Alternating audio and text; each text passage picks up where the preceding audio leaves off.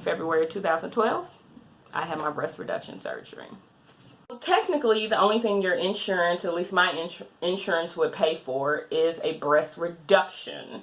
But of course, because most people who have big breasts, they don't sit up, the surgeon basically is able to include a little bit of lift as well as the reduction.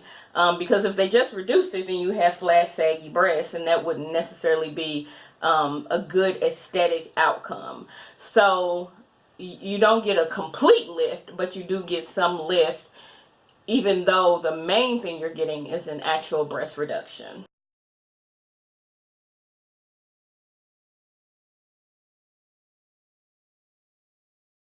After the surgery, I remember waking up in the recovery room with this hot searing pain on my chest, and I'm like, oh my God, somebody give me something right now. And so after I had kind of come to a little bit more, the nurse put some in my IV, and the pain, you know, basically went away. They gave me pain medication and kind of sent me on about my way. So the bra that you have is this like contraption. It looks like a cotton sports bra, but it's velcroed here and it's velcroed here. So that way it can like be adjusted to accommodate like swelling and compression and all that other stuff. So I was all bandaged up. I had 2 drains, one coming out of each breast, and then I had on this sports bra contraption. I wasn't supposed to take a shower for I think like 4 or 5 days, and I had to stay upright as much as possible to kind of alleviate the swelling. So I kind of slept sitting up, and you know, I had to measure the drainage in the drains and empty them out on a regular basis so that they knew that, you know, everything was draining okay. I was prescribed narcotics for pain, and people always say, you know, the worst thing you want to do is let the pain get away from you. Stay in front of it. You don't want to chase it down. So I was taking my pain medication like clockwork. I did not want to have any pain, but I went to bed one night. This was probably like the 4th or 5th day after surgery. I went to bed one night, and I forgot to take my pain medication. So when I woke up the next day, you know, I'm like, oh, woke up. Look over next to me, and there's the bottle of pills, and I'm like, oh, I forgot to take the medicine. I like panicked. But then I thought, well, wait a second. It's been like 12 hours since you took your medication, and you're not having any pain at all. Some soreness, some tenderness, yes, but no pain.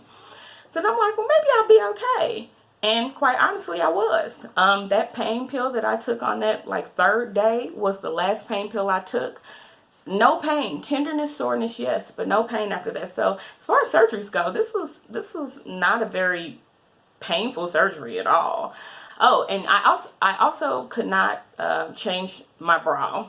So I had on that bra that was like bloody and gross, but it was kind of holding everything together to make sure that the stitches were healing up right, and you know, the drains were in the proper place, and it wasn't being irritated and everything. So it's kind of gross having that bra on, but you know, overall it's kind of what was necessary. So fast forward to my first doctor's visit. I'm going to talk about the removal of the drains and the stitches. Basically, I was given mostly dissolvable stitches. So most of my stitches were dissolvable, but there were some stitches that actually had to be removed. And then of course the drains were removed. So the stitches and the drains, it didn't really hurt. You kind of feel like this kind of pulling, but it didn't really hurt. It wasn't comfortable, but I wouldn't say that it rises to the level of saying that it actually hurt. Now, when you first find out you're having a breast reduction surgery, you're excited. And even right after you get out of the surgery, you're really excited. Like, yes, you know, I'm gonna have a wonderful life without these nagging breasts, nagging, sagging breasts. And so you're really like on top of the world. And then I went to the doctor to get my drains and my stitches out, and I saw my breasts for the first time. And I was absolutely floored. They were bruised, they were bloody, they were hard, they were mangled. It looked like somebody took a Mr. Potato Head breast and like screwed it on there and like stitched it. It was just hard and I was just like, oh my God, what did I let these people do to me? And so I ended up going into a depression because I felt mutilated. I felt like Frankenstein. And one day, and I would cry about it. And I remember one day sitting there thinking to myself, a part of me that has been with me since I was born, like my breast tissue started when you're born. And a part of me that has been with me since I was born is laying in a landfill somewhere like common trash. That's a part of me. And so I was just depressed. And so I called the doctor and I'm like, is this normal? Because I don't feel like I should feel this way. What's going on? And she told me, she said, this is very common. It's actually more common than not for women to feel this way after breast reduction surgery. She said, but give it a few weeks. And if you still feel like you're in this really bad dark place, then call us and let us know.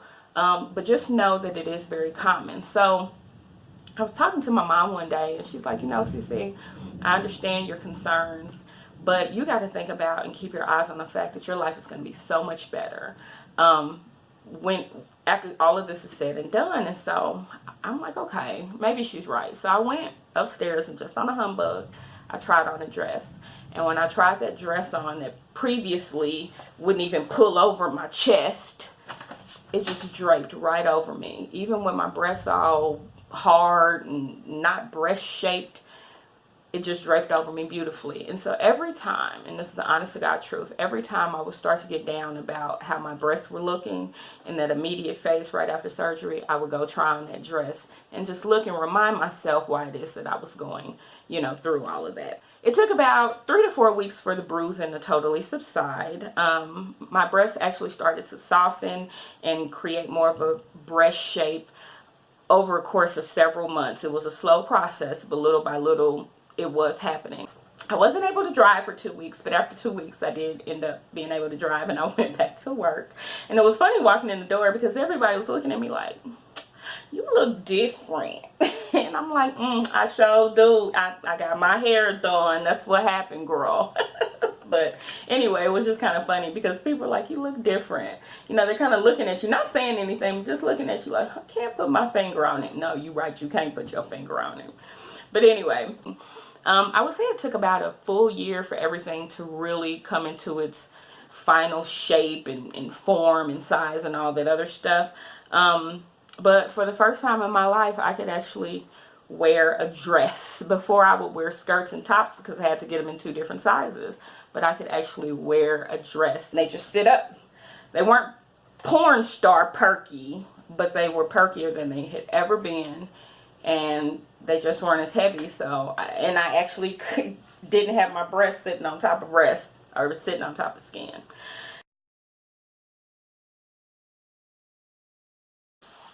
But with any surgery, there are some downsides. So I'm about to go over some of the downsides for you that happened to me. This isn't for everybody, but this is something that happened to me specifically. So first, I lost sensation in my right nipple.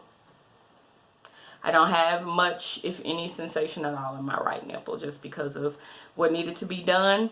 I lost it. So plenty of sensation in the left, no sensation in the right. And I do think, though, that this boob had an issue anyway, because even when I nursed my kids, I was never able to nurse on my right side. I always nursed on my left. For some reason, I would never let down on my right-hand side. Because my right breast was actually heavier, the reconstruction was a little more in-depth, so I do have a scar that actually runs kind of under here, so it doesn't just stop under my breast, it actually goes all the way up under my arm. In a swimsuit or something like that with low armholes, you can kind of see the scar. But I have scars from all kind of surgeries. Look at that one. Can you see that one? That one. I got scars all over the place, so a little extra scar under my boob wasn't a big deal. Third, my nipples protrude to varying levels, but it's always present. And so I have to wear padded bras, and I hate padded bras. I always have. I don't like them. But I do have a few padded bras, but for the most part, I wear unlined bras, and you just kind of see the protrusion. I don't know what to tell you.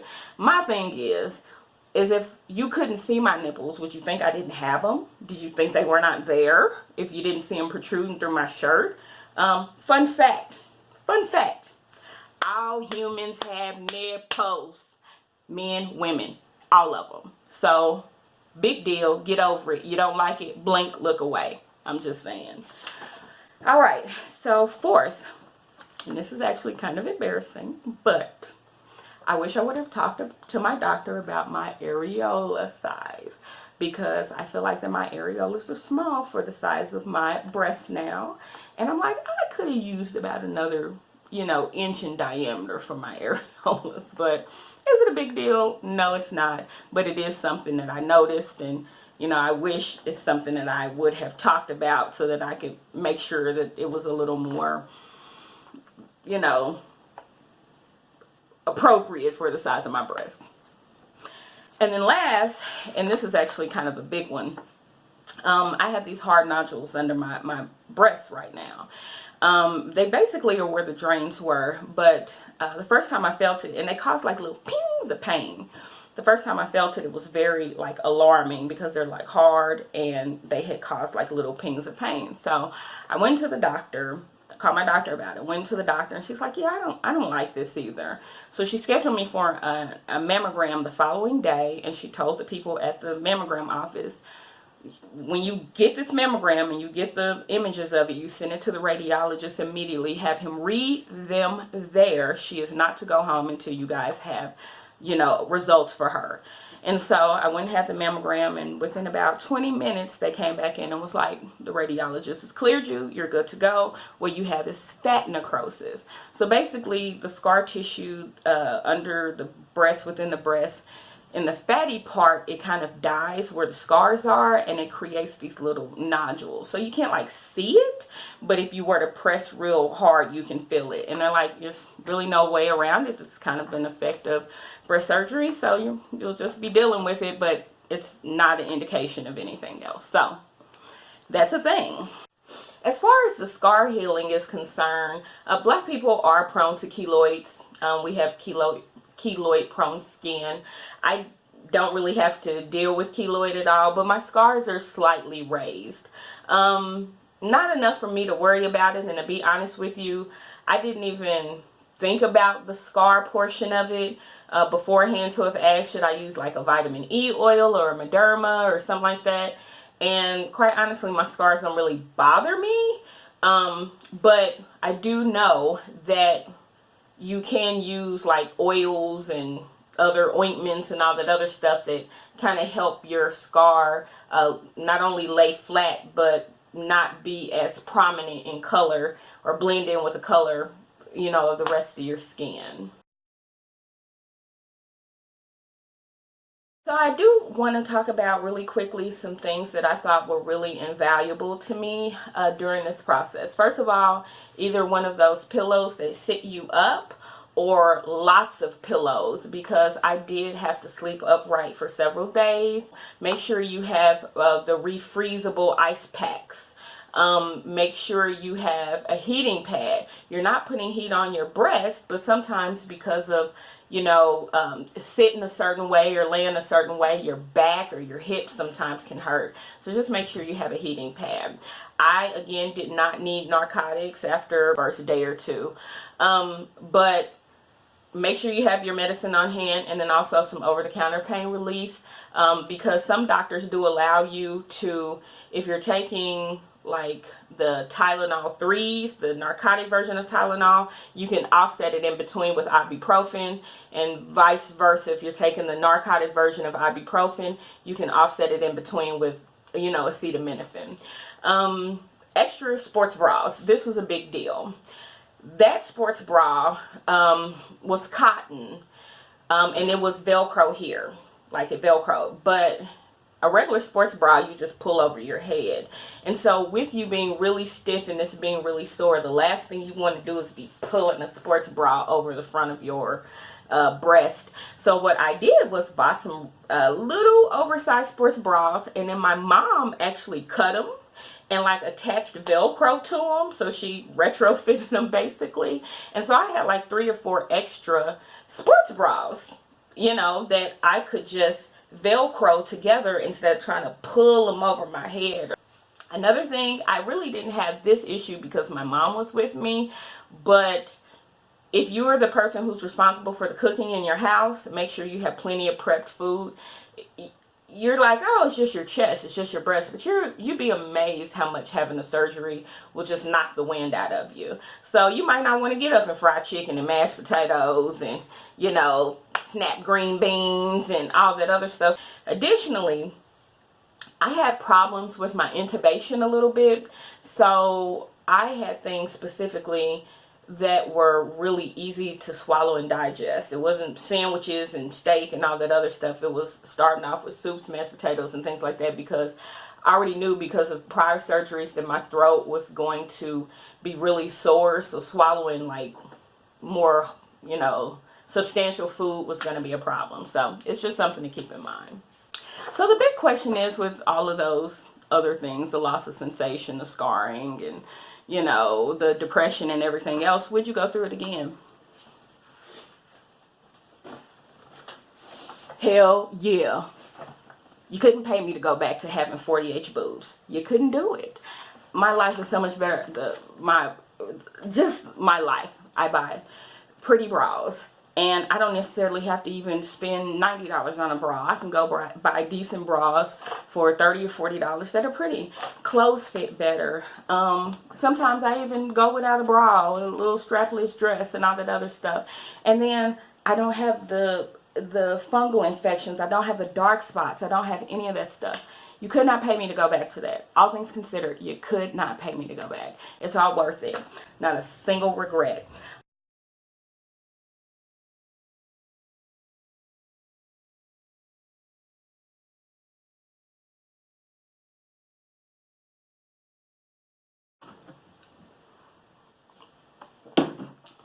Here's a little nugget of information for you. I was self-conscious about my scars. What I realized is that grown men, I'm not talking little boys, I'm talking grown men. Grown men don't care about your stretch marks. They don't care about your cellulite. They don't care about your scars. They don't care about your flab.